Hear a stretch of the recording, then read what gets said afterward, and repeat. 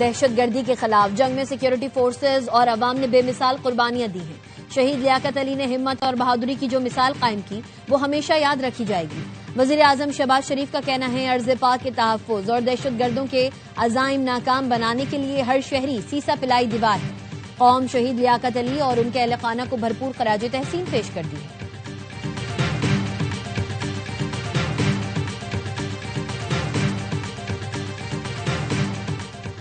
امریکی صدر Donald Trump چین پہنچ گئے. بیجنگ میں ہوائی اڈے پر چینی نائب صدر نے ٹرمپ کا استقبال کیا.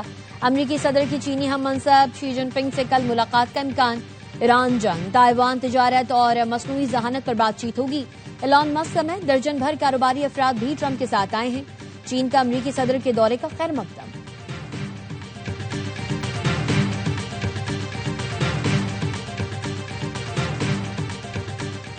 اور کویت نے ایرانی کشتی پر حملہ کیا ہے. ایرانی وزیر خارجہ کا دعویٰ، کہا کویت کی جانب سے خلیج فارس میں ہمارے 4 شہریوں کو حراست میں لیا گیا.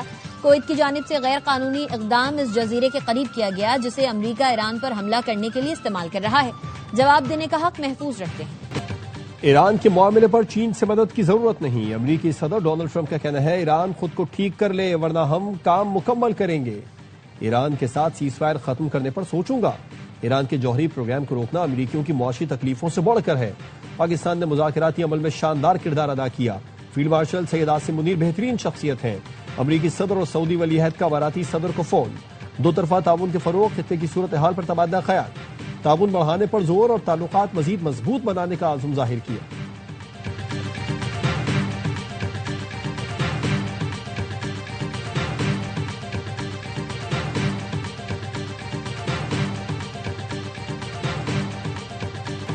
جنگ بندی کی غیر یقینی صورتحال کے باعث فوج ہائی الرٹ ہے. ایرانی فوج کا اعلان. فوجی ترجمان بریگیڈیئر جنرل محمد اکرم نے بتایا امریکی فوجی ساز و سامان ابنائے ہرمز سے گزرنے نہیں دیا جائے گا. وزارت خارجہ کے ترجمان اسماعیل بقائی نے ایکس پر لکھا مسلح افواج کسی بھی منظرنامے کے لیے تیار ہیں. دشمنی کی جرت کرنے والوں کو سخت سزا دی جائے گی. دنیا تسلط کو مسترد کرتی ہے تو ایران کے حق میں آواز بلند کرے، عملی قدم اٹھائے اس سے پہلے کہ جاہر قوتیں دنیا کو لاقانونیت اور محکومیت کے گڑھے میں دھکیل دیں. ایسے لمحے میں خاموشی برائی کا ساتھ دینے کے مترادف ہے.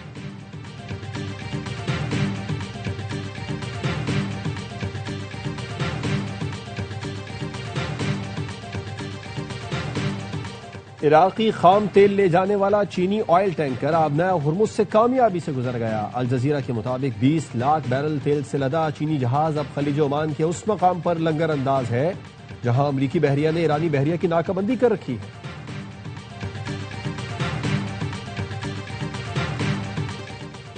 چین کا پاکستان پر مشرق وسطی میں ثالثی کی کوششیں تیز کرنے پر زور.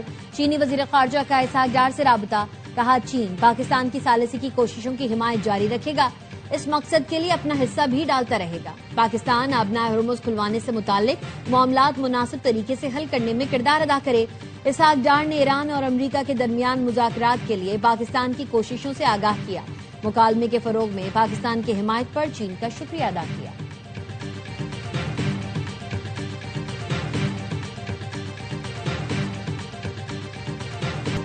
کراچی پولیس نے کوکین ڈیلر انمول عرف پنکی کا 3 روزہ جسمانی ریمانڈ حاصل کر دیا. ایس ایس پی انویسٹیگیشن اور ٹیم نے ملزمہ کو تحویل میں لیا.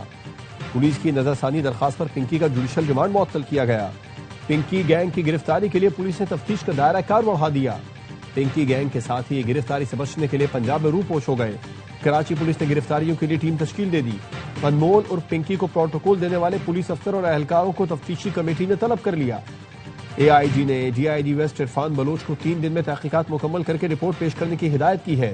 اے آر وائی نیوز کی خبر کے بعد آئی جی سندھ نے غفلت برتنے والے افسران کی معطلی کی ہدایت کی تھی.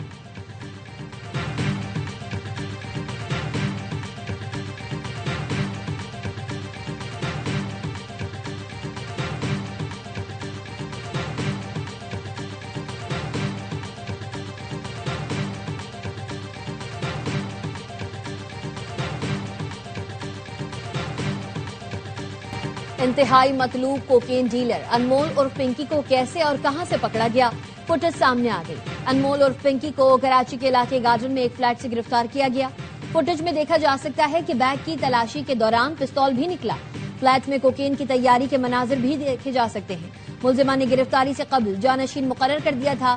کلائنٹس کو آڈیو میسج میں بتایا، میرے ساتھ کچھ ہوا تو اسی نمبر سے کام چلتا رہے گا، میرا دوست یہ کام سنبھالے گا، وہ تمام معاملات بتا دے گا۔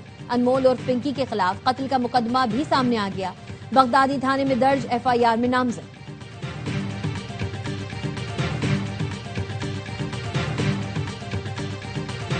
سینٹ کی قائمہ کمیٹی برائے داخلہ نے کوکین ڈیلر انمول اور پنکی کے معاملے کا نوٹس لے لیا۔ آئندہ اجلاس میں DG ANF طلب۔ کمیٹی چیئرمین فیصل سلیم نے کہا، DG ANF بتائیں انمول اور پنکی منشیات کس کس کو سپلائی کرتی تھی۔ سینیٹر سمینہ زاہی نے کہا، خبروں میں دیکھا کرنل خاتون دھڑلے سے عدالت جا رہی ہے، چور ڈاکو منشیات فروش کھلے عام گھوم رہے ہیں اور ہم یہاں مرنے کے لیے بیٹھے ہیں۔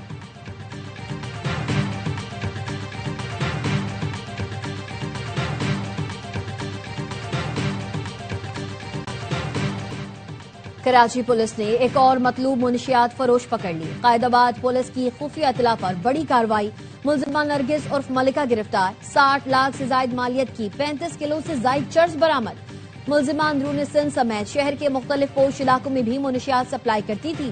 ملزمہ کے ساتھیوں کی گرفتاری کے لیے چھاپے مارے جا رہے ہیں۔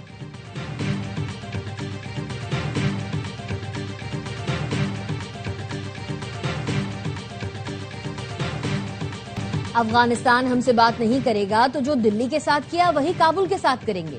افغانستان کو کئی بار سمجھایا، دہشت گردوں کی پشت پناہی چھوڑ دیں۔ ہم نے گارنٹی مانگی کہ افغانستان اپنی سرزمین پاکستان کے خلاف استعمال نہ ہونے دے، لیکن افغانستان گارنٹی دینے کو تیار نہیں۔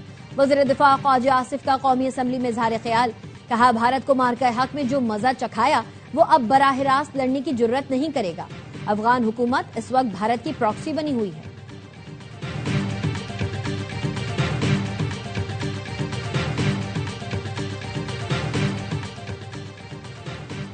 پاکستان فعال سفارتکاری کے لیے پرعزم۔ علاقائی سفیروں کی کانفرنس کل سے 18 مئی تک اسلام آباد میں ہوگی۔ نائب وزیر اعظم اسحاق ڈار کہتے ہیں کانفرنس میں علاقائی اور عالمی پیش رفت کا جائزہ لیا جائے گا۔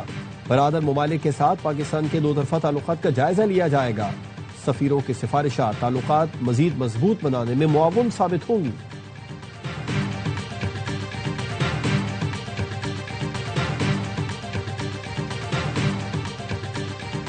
28ویں آئینی ترمیم کی منظوری کے لیے حکومت متحرک، مئی کا آئندہ ہفتہ اہم قرار۔ ذرائع کا کہنا ہے NFC ایوارڈ سمیت دیگر اہم امور پر قانون سازی کی تجاویز ہیں۔ نئے صوبوں کا معاملہ 28ویں ترمیم میں زیر بحث نہیں آئے گا۔ اتفاق رائے کی صورت میں 21 مئی کو آئینی ترمیم لانے کی تجویز۔ ارکان پارلیمنٹ کو وفاقی دارالحکومت اسلام آباد میں رہنے کی ہدایت۔ صدر اور وزیر اعظم کی ملاقات میں بھی معاملہ سر فہرست رہا۔ 28ویں ترمیم پر پیپلز پارٹی کے تحفظات برقرار۔ وزیر اعظم اور رانا ثناء اللہ تحفظات دور کرنے کے لیے سرگرم ہیں۔ وزیر اعظم نے وفاقی کابینہ کا اجلاس کل طلب کر لیا۔ ذرائع کا کہنا ہے اجلاس میں داخلی اور خارجی سیکیورٹی صورتحال پر تبادلہ خیال ہوگا۔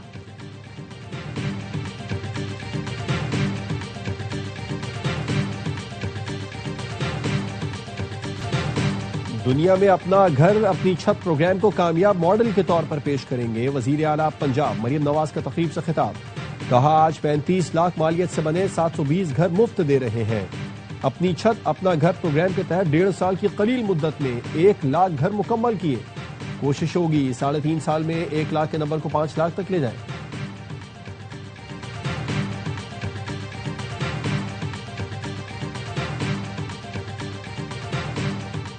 خیبر پختونخوا میں دہشت گردوں کی معاونت میں سرکاری ملازمین کے ملوث ہونے کا انکشاف۔ متعدد سرکاری ملازمین کے خلاف تحقیقات کا آغاز۔ دہشت گردوں کو سہولت فراہم کرنے والوں کے خلاف کارروائی کی جائے گی۔ ملازمت سے بھی برخاست کر دیا جائے گا۔ تمام محکموں کو سرکاری ملازمین کا مکمل ڈیٹا مرتب کرنے کی ہدایت کر دی گئی۔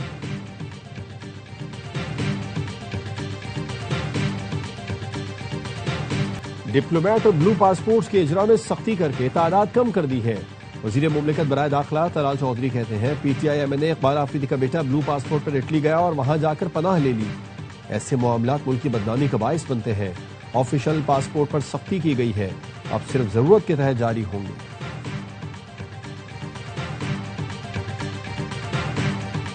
پاکستان اور چین مل کر ترقی کی منزلیں طے کر رہے ہیں۔ تعلیم، صحت اور موسمیاتی تبدیلی کے شعبوں میں مشترکہ کام کر رہے ہیں۔ نائب وزیر اعظم اسحاق ڈار کا ڈیجیٹل اکنامک سینٹر کے اجرا کی تقریب سے خطاب۔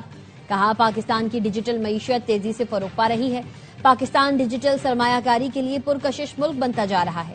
وزیر آئی ٹی شیزہ فاطمہ کہتی ہیں 2013 میں سیاست میں قدم رکھا تو ملک کو مختلف شعبوں میں چیلنجز کا سامنا تھا، آج ملک معاشی طور پر مستحکم ہو رہا ہے۔